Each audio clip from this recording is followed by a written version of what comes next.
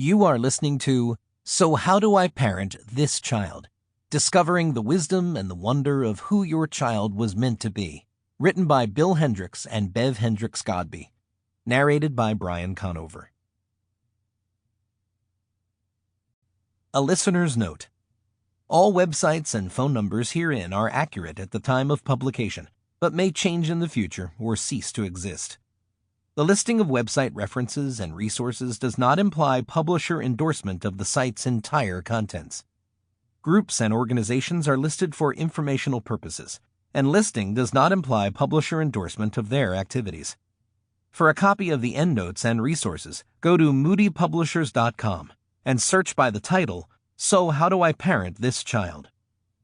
Click on the download in the free resources section.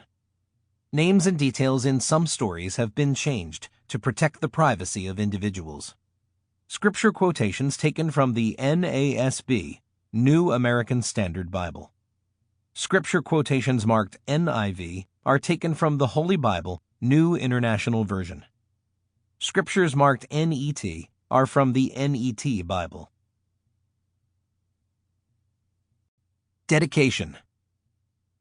From Bill. This book is dedicated to every parent who keeps showing up for your child. May this book encourage you that the effort is worth it because your child has infinite worth. From Bev, and to Liam, Hayden, Tess, Cameron, Shepard, and Lake. We will tell the next generation the praiseworthy deeds of the Lord, His power, and the wonders He has done. Psalm 78, 4, NIV. An invitation. It was the usual day in Mrs. Simpkins' class. Fifth graders slumped over wooden desks, overseen from the front of the room by a figure who glared at them as they toiled over their seat work, ever attentive to spot the slightest infraction of her rules. They were bored. She was bored. Surely it must be time for lunch, she thought, mildly cheered by the prospect.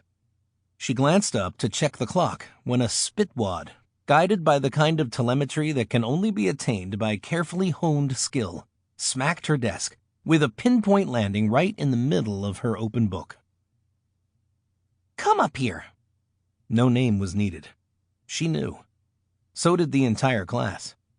All eyes zeroed in on row 3, way in the back of the room. There sat a small boy, exiled by Mrs. Simpkins with the failed notion that perhaps, if hidden out of sight from the others, his influence would do less harm. Sample complete. Ready to continue?